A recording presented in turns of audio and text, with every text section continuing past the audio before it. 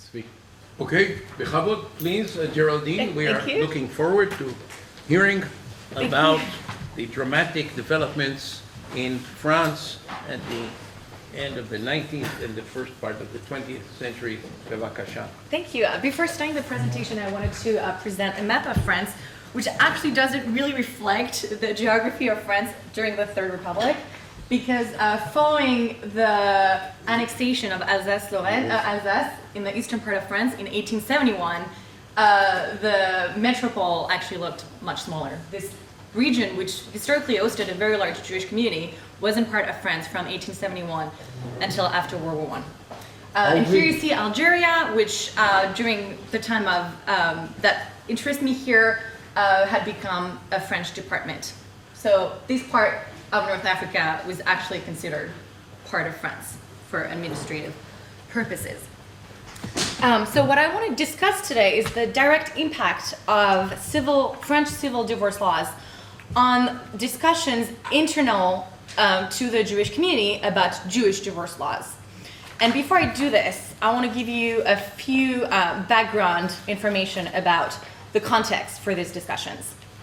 So the period of the late 19th century and early 20th century was a period of tremendous changes both for France and for Jews in France. So if you look at France in the late 19th century is a society that is becoming industrialized, and this changes the society a lot. You have urban migration, and that changes the cultures and the norms of French society as people are migrating en masse to cities. You also have the growth of foreign immigration during that time period that changes the face of French society. And also, and that's the topic of my paper, it's a society that is becoming increasingly secularized. And we can see this secularization from many angles. One of them could be the judicial system, which becomes more and more secular. You see that in education, and the 1880s are a period in French history where civil secular education is imposed on French people, and education is a way to turn people into citizens, and especially citizens who care that they belong to a society that is no more Christian in law. And we also see this in marital laws and mores. And the reform of civil divorce in France is really an attempt to secularize society and weaken the power of the church over marital status of French people. I also want to mention that this shift towards secularizing all aspects of society ultimately ended in what we call in France la loi de 1905, the law of 1905, that officially separates the church from the state. And starting in 1905, religious leaders, so Catholic, Protestants, and Jewish leaders that had been getting funding from the state overnight, not necessarily overnight, but lose their state funding. So there's not only is there no official religion in France, but the three main religions are not getting financial support from the government anymore, which is important to our story because it also impacts the Jewish communities and the way that they're functioning, because they can't rely on state support anymore. The churches are not funded anymore? No. No. Yeah, that's what happens in 1905. It's strict separation. And that's strict separation in the laws. On the ground, it's somewhat different, but I can get into this in the discussion. So in 1884, there's a French law that civil divorce should exist again. And I say again because after the revolution, the revolutionaries had secularized divorce.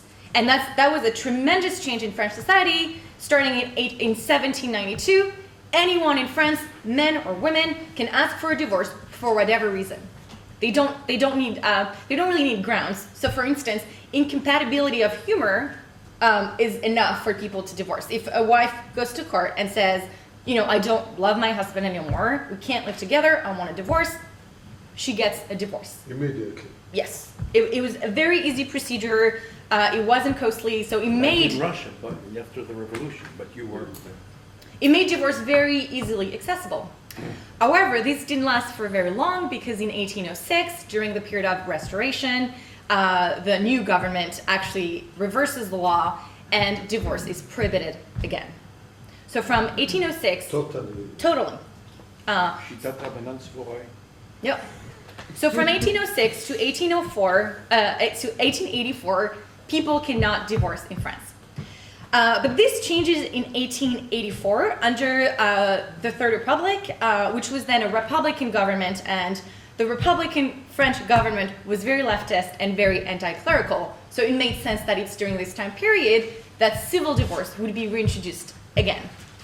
But it's more than just a move on the part of a Republican government. The reintroduction of civil divorce is also the vision, the personal vision of a politician called Alfred Naquet, which, very interestingly enough for us, was himself Jewish. He was Jewish from a southern Jewish family in France.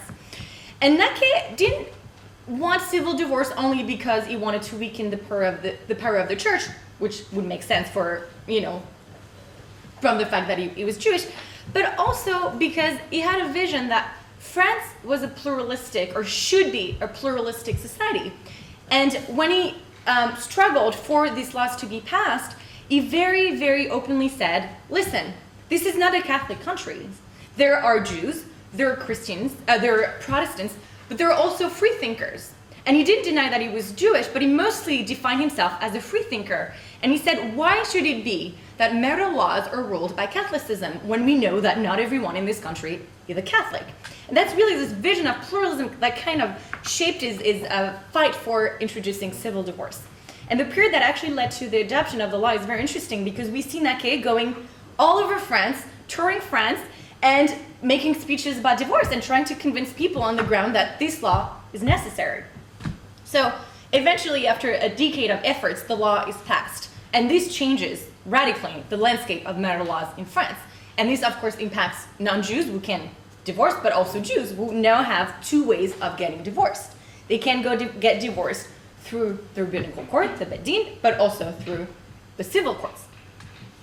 So at the same time that you have this major changes in France, you also have major changes within the Jewish community. And I want to talk a little about the varied landscape of Jewish life in France at the time. So first of all, you have French Jews, French citizens who are of the Jewish faith. So this community is changing a lot during that time period.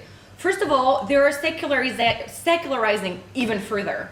And in that time period, you have an elite that's growing, that's from the Jewish community, that's entering the army, for instance. So we talked about Dreyfus, Captain Dreyfus. It's become a symbol of French anti-Semitism.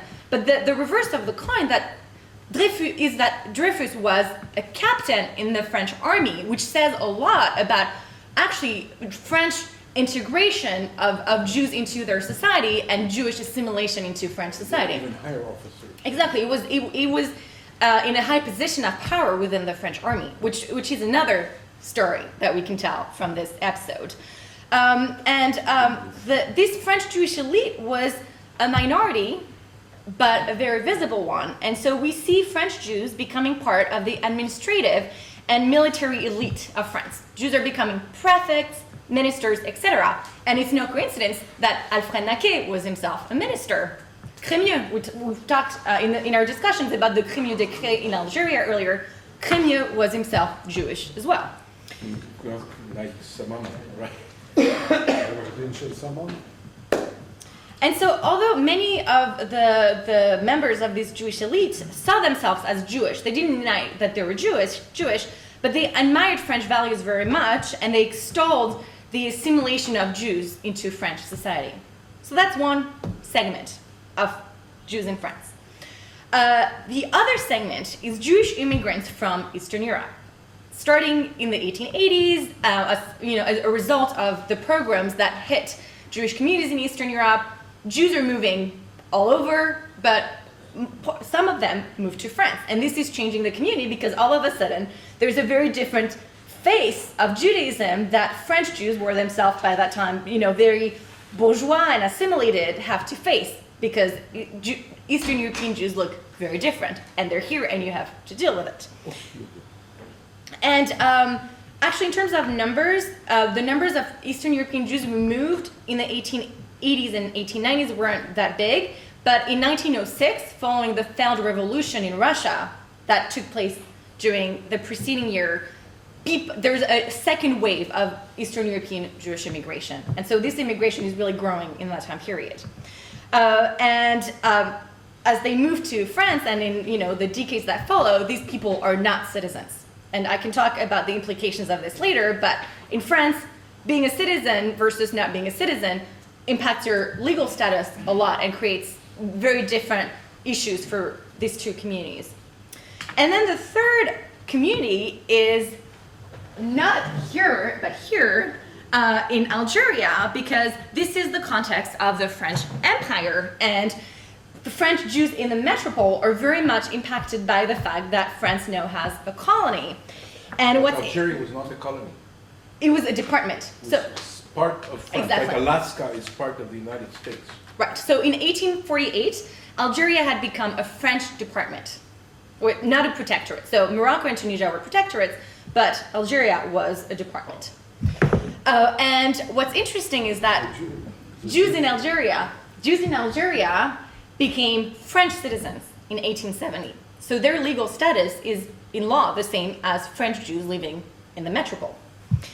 By the time of the Decree Crimea, there were approximately 35,000 Jews who were granted citizenship in Algeria. And actually, that's part of another discussion, but we tend to think that all Jews were naturalized, which isn't the case. The Jews of the Mzab in the Sahara weren't naturalized. Yeah, but they were the minority. They were the minority, but just if we want to be a little nuanced here. The Jewish code continue to that is. So, my point now about Algeria is that in the metropole, starting with Napoleon in the early 19th century, you have a French representative body of Judaism that was centralizing the community and also supervising local Jewish communities that existed in France. So with the colonization of Algeria, the consistory now extends to Algeria. And the central consistory creates new branches of the consistoire in multiple towns in Algeria. And so what happens is that you have rabbis from the metropole, mostly from Alsace-Lorraine, from the part that is being annexed, move to North Africa, to Algeria, to supervise the local Algerian community. So very, very complex story. And so these mostly Alsatian rabbis who move to Algeria go there to carry out the work of the consistoire, of assimilating and controlling the Jewish communities in what's now a part of France.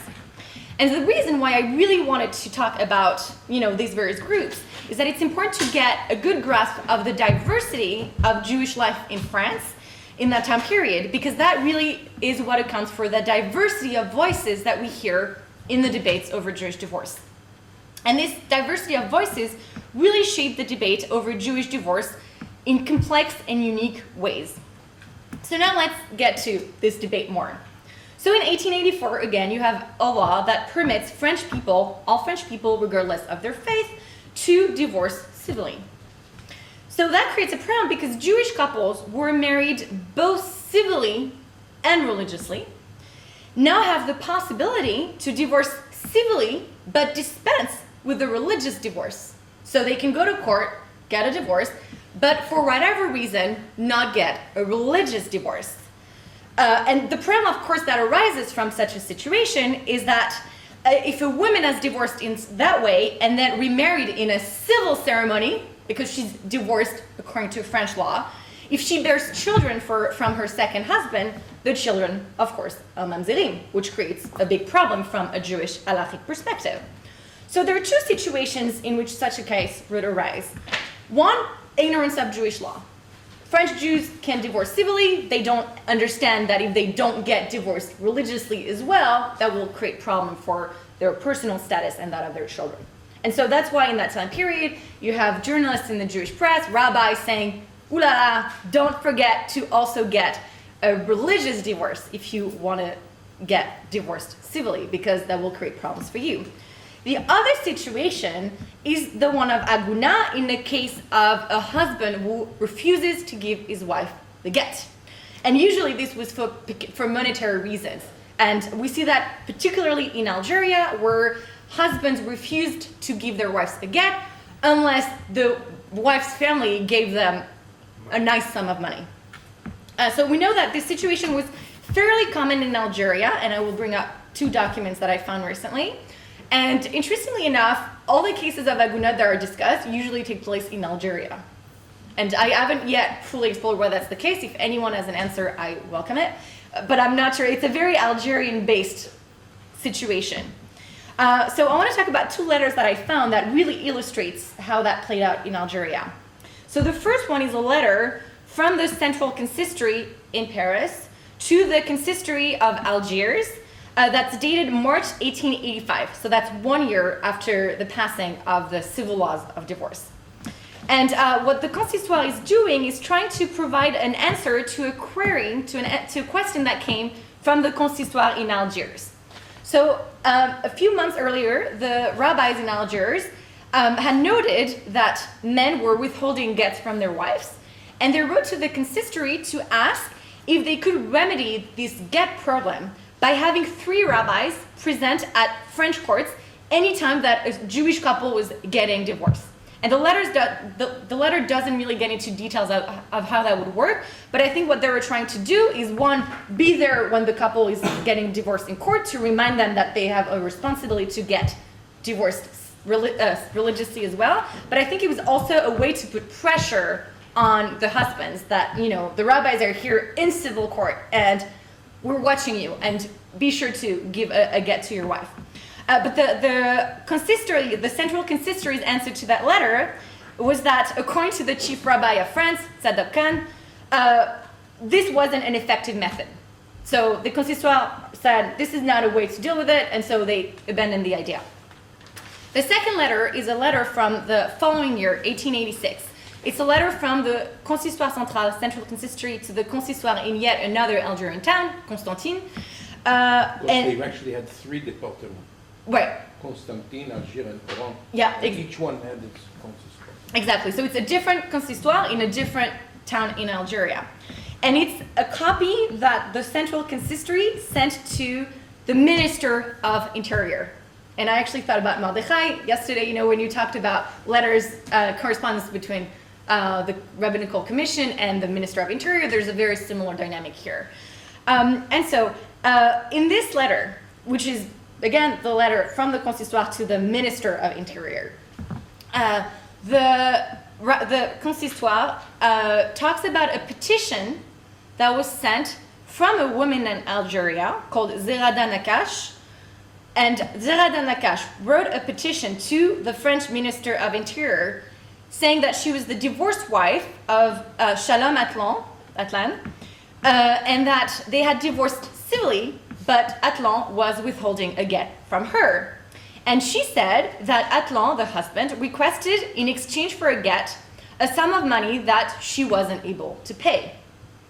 So the letter of the Consistoire to the minister doesn't really get into the details of how this problem was solved, but they said the chief rabbi of Constantine found a solution to this. So either he was able to gather money or he was able to convince the husband to lower the sum of money that he wanted. We don't know exactly what happened, but they found a solution. But then when they went to the Bedin so that the husband could give his wife a get, which was an improvement, it had agreed to this, all of a sudden the husband went through a crisis of dementia. It became crazy, and so halachically you can't, have the giving of the get in such conditions. So the giving of the get was adjourned. And so the letter to the minister ends with this information that the session has been adjourned, but it's a problem that is in the process of being solved. So what we see here is the very direct involvement of French authorities in these questions of Aguna. And I don't think it's something I highlighted here, but it's part of what is going on here. And so the availability of civil divorce in France created the following problems. One, you could have women were agunat because the husband refused to divorce them religiously, even though they benefited from being divorced according to French law. Then you have the problem of mamzerim that I mentioned briefly, which was threatening the familial purity of the Jewish people. And rabbis, of course, were worried about that. But the third problem is that this reality really brought to the fore the inadequacies of the Jewish divorce procedure. And many rabbis in France, and also the congregants, started to think that it resulted in too much, that this Jewish divorce procedure resulted in in gender inequalities that weren't in sync with new ideas in France about gender roles and gender norms. And also there was this idea that the rabbis made very explicit that husbands have too much power. It's not normal that husbands can, divorce, marry their wife willy-nilly, and they can do whatever, and their wives are just chained. It was very normal, but Right. sad. Right. So they thought that the No, it's a lot of them. they thought that the excessive powers of the Jewish husband contrasted with the very weak power of the rabbis, and they thought that this was something that was to be remedied. And so what they came up with is the idea to modernize or reform Jewish divorce. And so all the proposals that I talk about in this paper really come from this idea that something needs to be done to solve these issues. Something that I want to talk about, because the workshop is really about the impact of non-Jewish law on Jewish law, is that in many ways the calls for reform within the Jewish community echoed in many ways the shift in France towards reforming civil divorce. And what's really interesting in France is that divorce was adopted in 1884, but it was very conservative. And it's not because Naquet wasn't a liberal himself, but he understood that if he proposes laws that are way too radical, no one will accept them. So, Like the one that existed after the revolution. right, exactly. So he avoided that because he knew no one would want that. So for instance, divorce by mutual consent was not allowed. It wasn't possible that a couple would go to court and say, we can't live together anymore, divorce us. That was an illegal ground for divorce. However, what happened is that What was the legal grounds mainly? adultery, mistreatment, and a conviction. Dissertation. Say that again? Dissertation. Mistreatment. If someone, if the husband beats up the wife, that would be a ground for divorce. Adultery, and if either the husband or the wife were convicted were sentenced to jail for an important crime, that was also a ground for divorce. But what's really interesting is that even though divorce by mutual consent did not exist in law, on the ground there actually was such a thing as mutual divorce. And there are a lot of legal scholars in that time period who say, we know that when there's a couple that goes to the judges and the judges can see that they will never be able to live together again, they find a reason that falls into the 3 official reasons for granting divorce, like mistreatment or whatever, and they divorce them. And a lot of legal scholars said, well, we can see that the society is evolving in a way that is not reflected in the law. And the society has changed already, so now what needs to be done is to change the law itself. And interestingly enough, that's exactly what we see in the Jewish community. Rabbis are saying, people are divorcing, Jews are going to the civil courts en masse to get divorced. We know that. So what's the point of not changing the law? Society has changed already. It's time that we adapt the law to the society. And that's something that was very much shaping the debates, not only within the Jewish community, but within France in general. And so what was really triggering, the ideas that were triggering or shaping the calls for reform of civil divorce in France were, one, the idea that women should have more rights. So there's a concern for women's equality and women's rights. Second, legal scholars and intellectuals who wanted the reform of civil divorce laws wanted to protect the free will of individuals.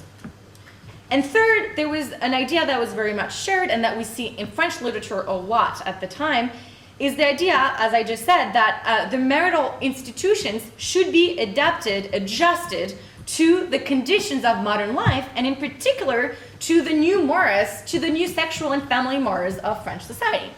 And these 3 ideas we see, in a very similar form in the debates over Jewish divorce.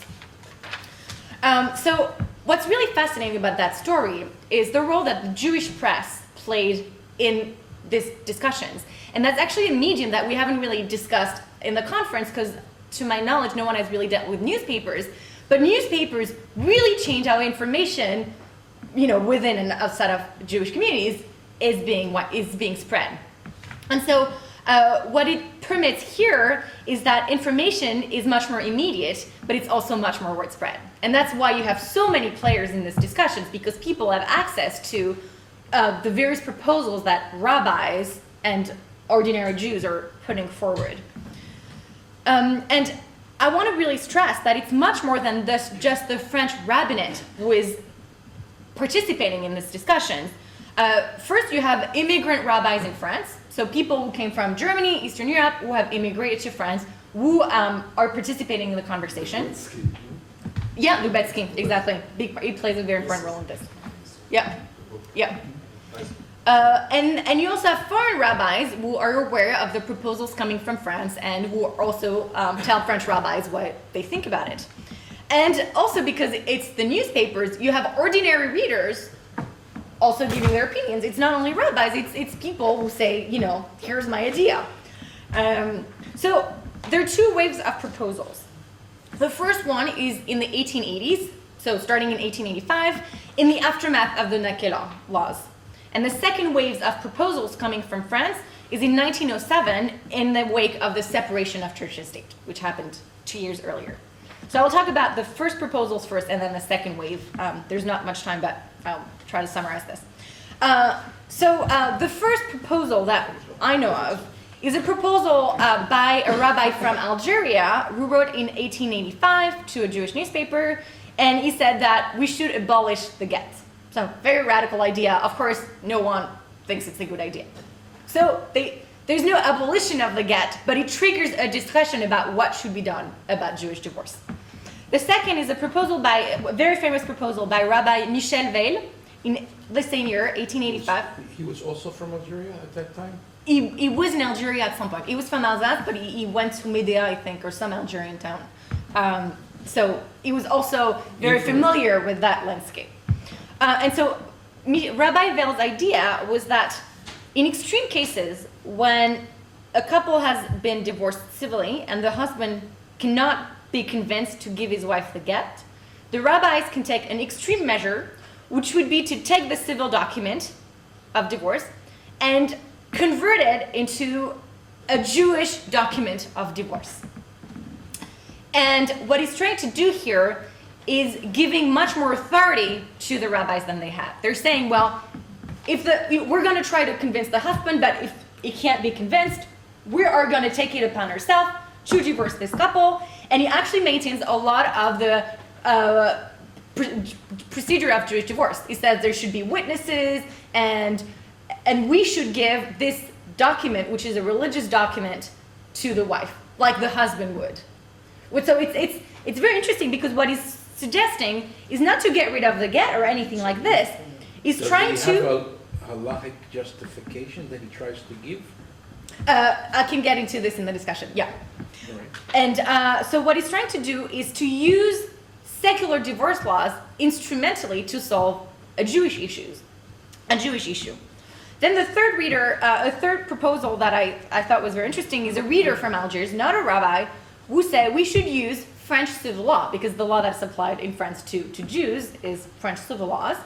And he said we should have a civil contract between the husband and wife when they get married through French law before their religious marriage, saying that if the husband doesn't want to give the wife a get after they have been civilly divorced, the husband will be fined for every day when he doesn't give the get. Brilliant idea, very familiar to... Yep. And another proposal in that first wave is the proposal of the chief rabbi of France, Rabbi Tzadok Khan, who suggested conditional marriage. And that's really where we see the first ideas regarding, Kiddushin HaTanai. But immediately, this was opposed by Eastern European rabbis, and Rabbi Tzadok Khan didn't really want to get into it. He abandoned the proposal. And we don't really hear about such proposals until the second wave, which is in 1907. This wave of proposal, and I'm going to try to finish it up, is very different from the first wave because the first wave was, mostly individual proposals. So isolated figures saying, oh, here's my idea for changing Jewish divorce. But this time, it's a concerted effort on the part of the French rabbinate to solve this issue. And they come up with takanat. This is a serious endeavor. It's not one guy who has this idea. It's the French rabbinate who takes it upon itself to solve the issue of agunot. So they meet in 1907, the Union of French Rabbis, and they adopt two proposals that seek to solve the plight of Aguna women. And that's where we see Kiddushin al Tanai. Like, they want to have a clause that says that, and actually it's page 21 on the paper. So the Union of Rabbis proposed to add the following clauses into the Ktubah. The first one is, it's at the bottom of page 21. In the case when the brother-in-law refuses to perform chalitza, thus acting contrary to his duty, thus acting to his duty, the wife would be freed from all bonds. And then they have another clause that would be in a Ktubah that, oh no, it's actually, yeah, so it's a clause that the husband would make to the wife when getting married to her, that would say, provided that we are married, provided that you won't be unhappy owing to this marriage, neither during my lifetime nor after my death. So what the rabbis are proposing is that in cases when husbands are withholding the get from their wives, French rabbis can retroactively annul the marriage. And this proposal, very radical proposal, was rooted in a few crucial ideas. The first idea is that there was a decadence of French Judaism, and this is all over French rabbinical writings at the time. It's a catastrophe, it's a tragedy, people are not going to, they're not going to shul, people are losing their tradition, there's a decadence, and if we don't do anything, there won't be any Jew left, very soon, because people will just assimilate and not do anything Jewish.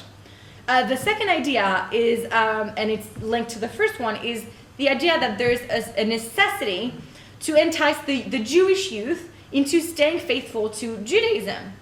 And if we don't modernize Jewish marital laws, the youth is not going to be interested in staying within the fold because it doesn't reflect their ideas about the world. So that's why we have to reform Jewish law. And then the third idea, which is crucial, and we've seen it in other discussions here actually, is the responsibility of rabbis. The French rabbinate is saying, we rabbis cannot turn our eyes away from what's happening. We can't say, oh, we can't change Jewish law, there's nothing we can do. No, it's our responsibility to do something because otherwise everything that will result from people not being happy with marital laws will be our responsibility. It's not the responsibility of individuals who are not getting married or divorced religiously, it's our responsibility that we're not solving these issues. And so the ideas that the Union of French Rabbis were putting forward were somewhat different from the proposals from the first wave of proposals. However, what's similar is that one, French rabbis should acknowledge the reality of civil divorce, and they should take civil divorce into account in their rulings about Jewish divorce. And second, what they're trying to do is, again, take a lot of power from the husband and shift it to the rabbis themselves. And in many ways, we see that they see rabbis almost as civil judges deciding, who should be divorced or not. And if the rabbis consider that this couple should be divorced, well, they should have the authority to do so. And that, I think, is a direct influence from, how they perceived the role of civil judges. And the controversy involved the most prestigious rabbinical figures in Western and Eastern Europe. And that's really what's so fascinating, is that everyone had an opinion on this. And these figures outside of France sent letters that were published, not all of them, because there are too many, but the most important ones were published by the French Jewish newspapers. So we have access to the voices of these rabbis abroad. And of course, a lot of rabbis opposed it, especially Eastern European rabbis thought that, how can anyone do this? And they grounded their critique of this conditional marriage idea into a critique of the T'nai, of the condition. And so you have very elaborate halachic arguments about whether this is acceptable religiously. And they bring up, a wide array of sources to say, no, this T'nai in this conditions is not acceptable. But aside from the halachic critic, they also warn that this would be terrible for the Jewish people because that would lead to a promotion of adultery, and it would split the Jewish people Why? Because that would lead to mamzerim all over France, and people from other Jewish communities won't agree to marry such people for the fear that their children would be mamzerim. So they're saying, if you actually enact this law, you will be splitting the Jewish community, and there will be no going back. And these are very clear, strong warnings that they're sending the French community. And so I want to conclude by saying that there's so many ways to look at the exchanges that were going on between people who were proponents of this proposal and people who opposed it. But what struck me the most is that I think that ultimately the proponents and the adversaries of conditional marriage are really talking past each other. So they mention the same sources and they have different readings of the sources, but what's really different is that their worldview is radically different. They have very different approaches to the nature of Jewish law, but also they have very different approaches to the authority of French rabbis. And they don't have the same vision of how can halachic change be enacted. So the first point I want to make is about the nature of halacha. So for people who are opposing the proposal, again, mostly Eastern European rabbis, they are describing, and maybe to some degree they're exaggerating their case, I'm not sure, but they're describing halacha as something that doesn't change. At least in our generation, we cannot change Jewish law. So who are we to reform Jewish marital laws? And by contrast, French rabbis who are proponents of the laws are saying, no, halacha is very adaptable, and halacha should adapt to society. And the main arguments that they put forward to defend their proposal is justice. These laws are unjust, and it's our responsibility as rabbis to make these laws more just. Second, the prevention of Chilul Hashem. How can we do this? How are non-Jews going to perceive us? We have to change these laws because of the Chilul Hashem it could result in. And third, they actually see these reforms as preserving Judaism. They're saying if we don't do anything, Judaism is in great danger.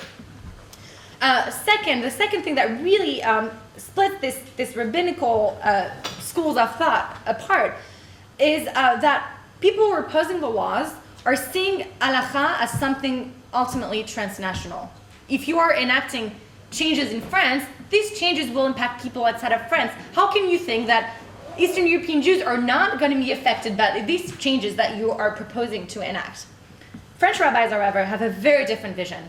They are basing their arguments on the specific conditions of French society.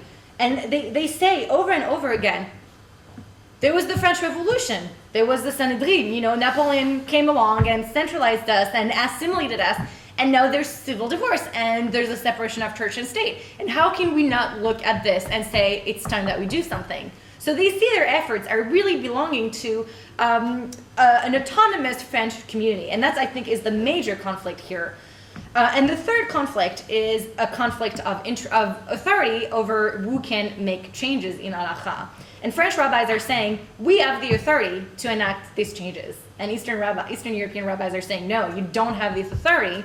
And anyone in your community that suggests to make changes without consulting, Rav Spector, or all the leadership of the Jewish people that are based in Eastern Europe, is wrong to think that they have the authority to do this. So who won this debate? Ultimately, the French rabbis had to give up their proposals. And in 1908, it was the president of the Consistoire, who was himself a layperson, Baron of Rothschild, who after visiting Eastern European rabbis in Europe, became convinced that it would in fact split the community if the union of French rabbis went along with these changes. So he came back to France after these travels and he convinced the rabbis that they shouldn't do this. And I don't have many details about this conversation, but in any way, these very radical proposals were never enacted in France. And I want to conclude with one final thought that brings us to a very different place, but is kind of echoes what we've been discussing earlier, which is actually what takes care of this for the most part in Algeria at least, is that it's the civil legal system that eventually takes care of the problem of Aguna, because they actually enact the proposal by this, readers from Algiers, and starting in the early 20th century, husbands who are withholding the get from their wives following a civil divorce are obliged by the French courts to pay they're fined if they're not giving the wife the get. So here it's an interesting reversal of situation. And the other thing that I want to end with is the fact that, very interestingly, as this second proposal is finally put aside, you have the opposite issue that emerges in France, which is the issue of Jewish immigrants from Eastern Europe in France not being able to get civil divorce. Because in 1905, you have a case from the Supreme Court in France that decides that Jews from the Russian Empire can get civilly married, but they're not allowed to get a divorce because, for complex reasons, it would contravene church and state separation. And so it's an ironic reverse of turns in that time period. Thank you.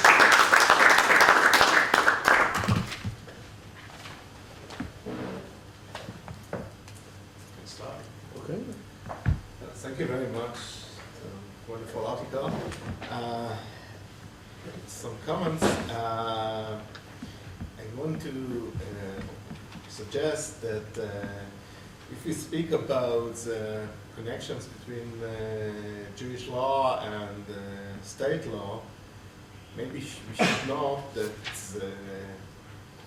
the state of civil marriage and divorce in Eastern Europe was very different from the state in France. Even if we look in these letters we have from the 30s of Gdol Hador, Chaim Oizer of Vilna, Lita was part of Poland at that time. So Vilna. Vilna, yeah. Vilna. Not Lita. Huh? לא Lita, Vilna. That's a part of it was the Vilna and all the area, and so there were civil marriage in Poland, but we know that very few. I saw in some research something between 20 Jewish couples who went to do Mixed marriage. yes, and to the opposite, the state gave permission to the, not like in France, the rabbinate the official rabbinate in Poland have permission to do marriage and divorce. So it was sort of part of the state jurisdiction in family matters. So it's I don't know if they really understand the state in France. No, exactly, and that's my point. That's why their worldviews are so different. They just don't. Not only do they not grasp what's happening in France, but I think they're not interested in grasping it. They're not interested in understanding what makes the French Jewish community so peculiar. Yes. And they didn't really know some Jews with this problem of only civil divorce. Second, you mentioned the problem of the authority, and I like this explanation. So in this case, you are, of course, right, and if I just go after what I said after the last lecture of Levi, we can took the sources, we can took these letters and see why the rabbis wrote against the solution of the rabbis in France. And we really don't have to do it because we have an article from the 60s in the first, or 50s, in the first volume. It was a periodical named Noam. The editor was Rabbi Menachem Mendel Kasher. In the first volume we have an article by Rav Nissan Zaksh, and he tried to survey all the problems that the rabbis found in the French proposal, and he showed that we can find 40 different problems. Some of them are contradict each other. So it says that you don't have a real one problem that all of the rabbis agreed. So Right. They try to find, they know there is a problem, now we have to find a way why it's a problem. And and we have some, I give you two examples. I think it's, we can show it in many cases. For example, Rabbi Cook wrote two responsa about 9 Kiddushin, And he says there is no real problem in Tnai Kiddushin. In the first letter he says, the problem is that some of the rabbis don't know how to do an halachic condition in the best way. So it's a technical problem. But in the second, he says, no, there is no really halachic problem, but it will hurt the holiness of the Jewish family because they can go without. So it's something that, and another one, and I will conclude with that. Some years ago, maybe you can use it. There are a big article. It was published in 3 parts in a very good Haredi publication called Yeshurun, and about Tnai B'Kiddushin. And the authors are Gertner and another one, don't remember his name, and they, in the end, they go historically about all the suggestions to do Tnai Kiddushin, and of course the last one is the one of Rabbi Eliezer Berkovich in his book, Tnai B'Kiddushin Uveget, Tnai B'Nisuin Uveget, and they say, yes, the Tnai of Berkovich, the proposal of Berkovich is a wonderful proposal. There is no halachic problem if we can try to find what were the problems in the proposals of the race of France or Kushta or Rabbi Uziel and so on and so forth. After we can see that Berkovich studied all the stuff and there is no problem. So what is the problem? Okay? הרי מבואר, אם בלבית in Hebrew, because הרי מבואר ככל דבר שהתנגדות לתנאי הצרפתי חלה על כל תקנה כללית, בגלל שרב חיים מויזר אמר, ואחרי דבריו אין להשיב. זהו. We don't need any halachic new ways, because Reb Chaim Oizer said that we can do Tnai B'Kiddushim, so even if the new Tnai, even the new condition is wonderful, and without any halachic problem, we can do it. Because he said, and v'charei dvarav en le'ashiv. We can't say nothing after it. I just want to add to this, thank you for these wonderful comments. I want to add that I think there is really a sense among Eastern European rabbis that the luminaries of Jewish learning are in Eastern Europe were these French rabbis.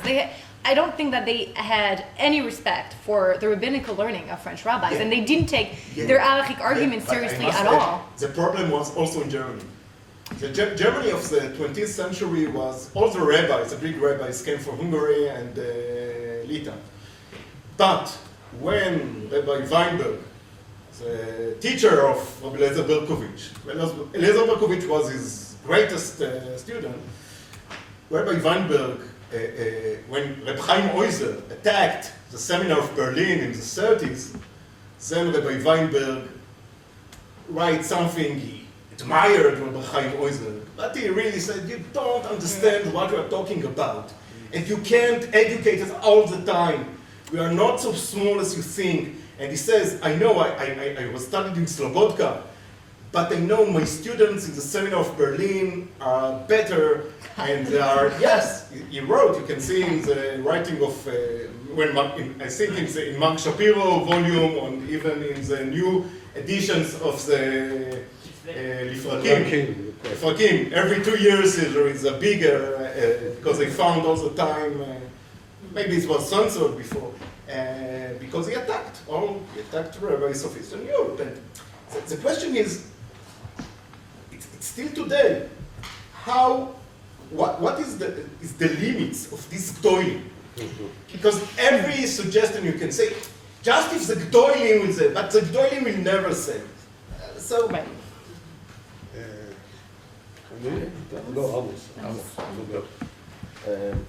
First of all, thank you. I would like to follow up on Amichai and say that one of the main differences was, and we know that also in the controversy between Grudzinski and Arav Herzog, is that Grudzinski believed in the separation between the two legal systems, that there won't be one legal system as a future solution to to coping with modernity.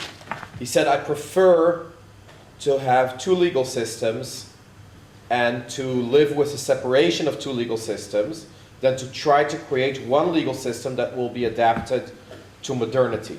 So in the context of this workshop, I think, this is very interesting because the French proposal was based on the concept that you take something from one legal system and you adopt.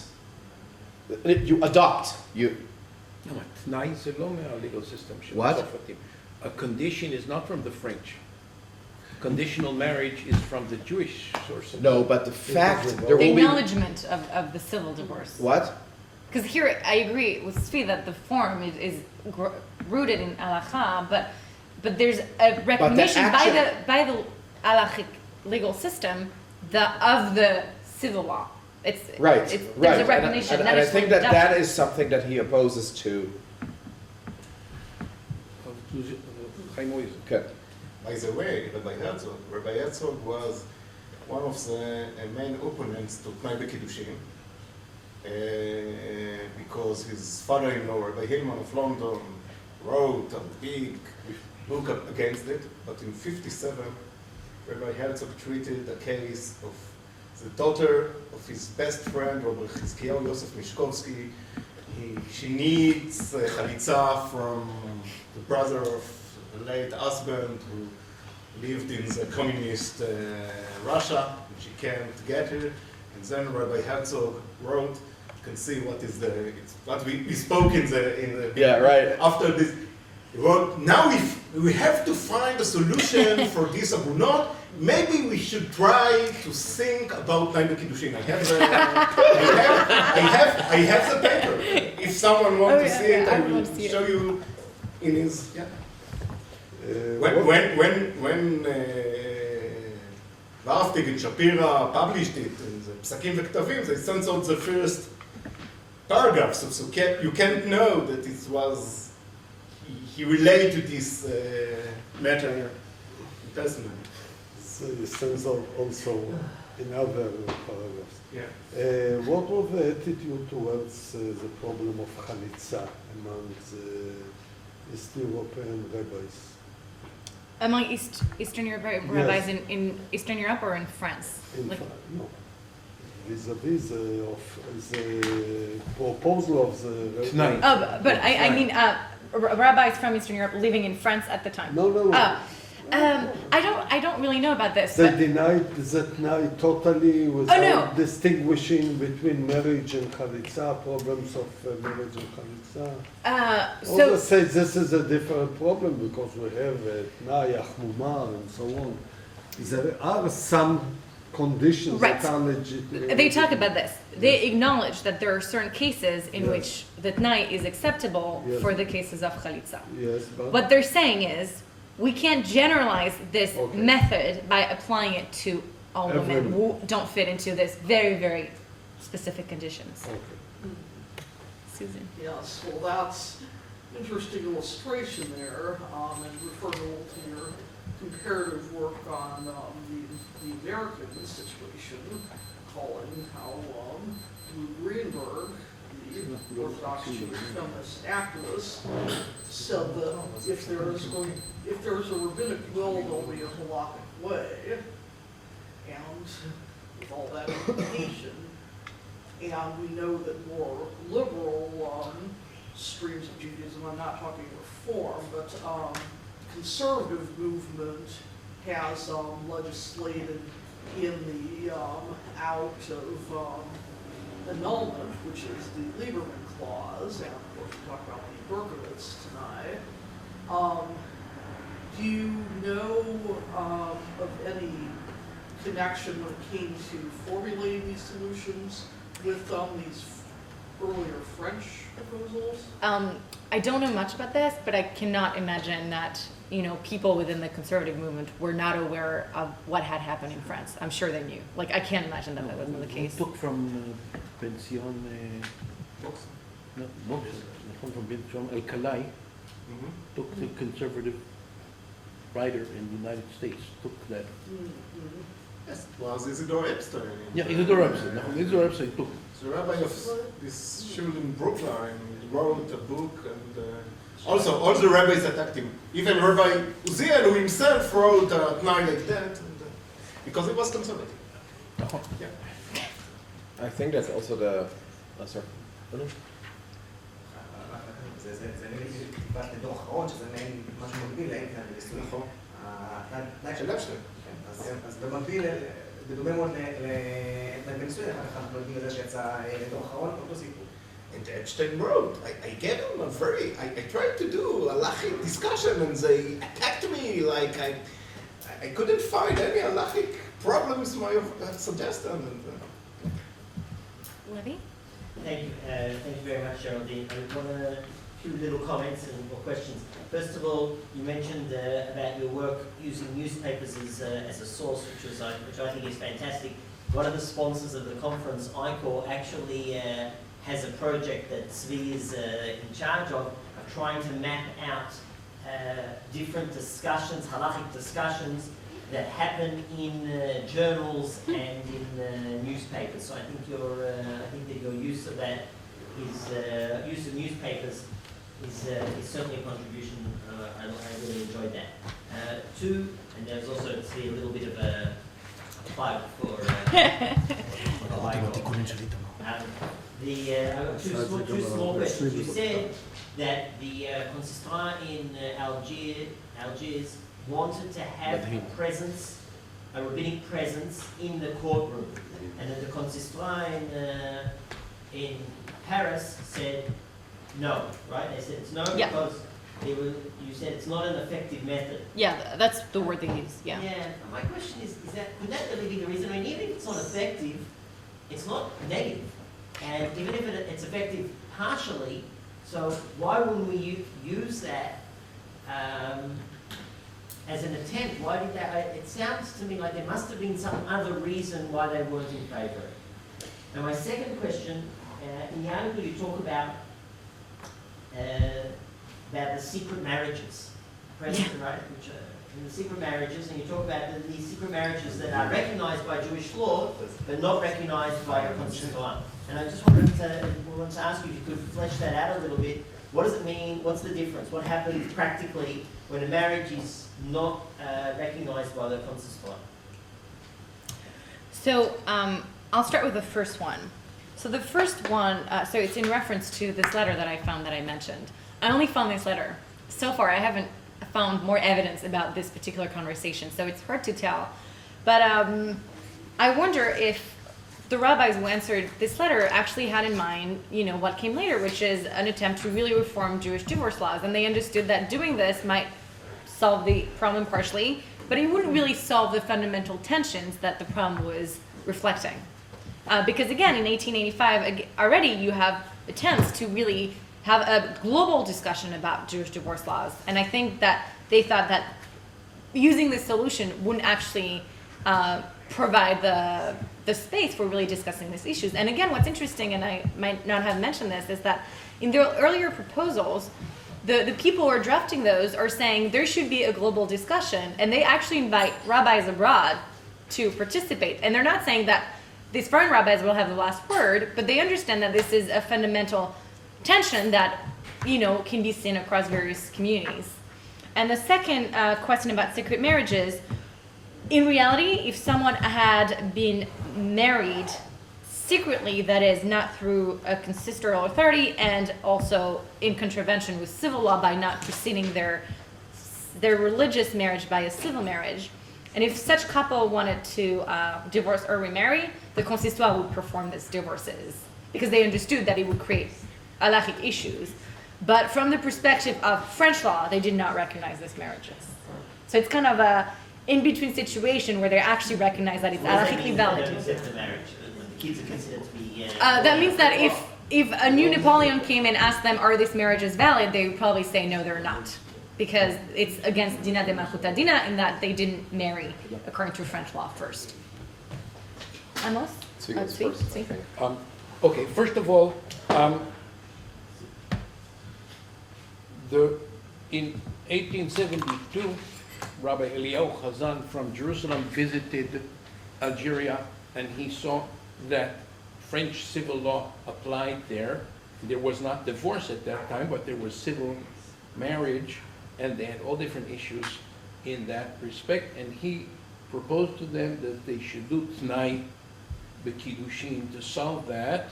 And in Constantine, and ostensibly they adopted that. And then later on, okay, in 1884 approximately, in correspondence with a rabbi from Romania, he proposed Tnai to solve in general all matters of divorce. Civil divorce will be a Tnai B'Kiddushin, and there will be phrased such that we won't need this. I saw Ketubah from Algeria that there was implemented a Tnai about Chalitza. Right, so Tnai about Chalitza is. But in the 20s, from the 20s. Okay, but so the rabbis in Algeria, okay, this is an interesting move, like you have people from England, they go to India and they turn native. In other words, the native culture of India influences the Englishmen. So this happened to rabbis from Alsace that went to Algeria. And there, they thought they were coming on a civilizing mission to bring French culture there, but when they came there, they also saw that there was a lot of rabbinic wisdom there that was not at that time available, and so they were influenced in this in various ways. Later on, Eliyahu Chazan, because of secret marriages in Egypt in 1901, they made the Tnai B'Kiddushin, and all secret marriages are invalid, and they don't need a get. And this was in 1901 in Egypt. All of the rabbis agreed on this. But it was also against civil marriage? No, no. they didn't have their civil marriage. There was not. It was against Kiddushin Seter. Yes. Secondly, and I think I agree here with what you and Amichai said, ultimately it's not an issue of learning. It's an issue of the self-confidence of the rabbis. So even if the people in France had been well educated, or at least they knew enough that you could really make, according to Jewish law, Tnai B'Kiddushin, it's really not a problem. The bottom line was at the end that they were afraid of the rabbis in Poland, and the Polish rabbis were not afraid of anybody. Okay? אחרי זה, תג'ור, זה... Okay, came out. they weren't. העכבר שלה. So they were willing to threaten everybody that they won't recognize the marriage. They'll say they're all mamzerim. The rabbis in France should have said, we'll say that all of you are mamzerim and we won't recognize your divorces in Eastern Europe. And if somebody comes from Eastern Europe divorced, we won't marry them here. Okay, but this is the same thing that happened to the RCA in America with the Giyur. That they had procedure of Giyur, Orthodox Giyur in the United States, and then the Israeli rabbinate threatened that we're not going to recognize your Giyurim unless you restructure it and have Batei Din Ezoriyim, Giyur, and so on, like we have here. And the RCA capitulated but as Rabbi Mark Angel and others said, what they really should have said, okay, you're not recognizing our Orthodox conversions. We're not recognizing the conversions of the state of Israel. Don't threaten us. We're an autonomous rabbinate in the United States. We don't need your... And formerly, it's true that formerly the rabbis in France didn't need the authorization of the Achiezer, but ultimately they backed down and they were afraid. But that is not new. Already, Rabbeinu Peretz in the 16th century, who tries to create a solution for battered women, proposes a Tnai B'Kiddushin, and he says, "Ubitnai sheyaskimu Rabbanei Glilot." So you need the feeling for a need for a global consent is not something that starts in modernity. But that's a different story. Asking for someone to support your decision is different than someone else threatening you and saying, what you've decided to do is outside the bounds. They're two different, you can't compare the two. What happened when Rabbi Moshe Yitzchak Mivina threatened that he won't recognize the Rabin, they said to him, what are you telling us? The Rivash, what are you threatening us? You don't have any authority in France. But I think what's happening here is even more than this. I think there's a dynamic that's internal to the Jewish community. And I want to bring here an opinion that was expressed by a French rabbi supporting the proposal. It's page 28. And he said, French rabbis, having adopted measures for France, do not have to take orders from abroad. He further noted that foreign rabbis could express their views, but we only ask them to understand the modern spirit and the best interest of religion. Those who do not want to move with the times are removing themselves from the debate. May others be engaged in pilpul. French rabbis will do their duty. And I don't think that it's not that this opinion didn't prevail. I think there was internal power dynamics within the consistory that ultimately forced rabbis to back down, because the person who ultimately forced rabbis to do so was a layperson, but he was the president of the consistory. And I don't exactly know what was at play here, but rabbis could lose their job. They're not, they could lose their financial position, et cetera, et cetera. So I think there are dynamics here that are also really internal to the community, because there's a very strong sense among French rabbis that if they want to do these laws, it's their duty and it's their affair. Eastern European rabbis do not have, they can say whatever they want, and the French rabbis say that they can express their opinions, but it doesn't matter, we will make the decisions that are necessary. So I don't exactly know what happened. I don't know what happened in 1908, but there's something that happened that forced them to say, well, we'll leave that for later.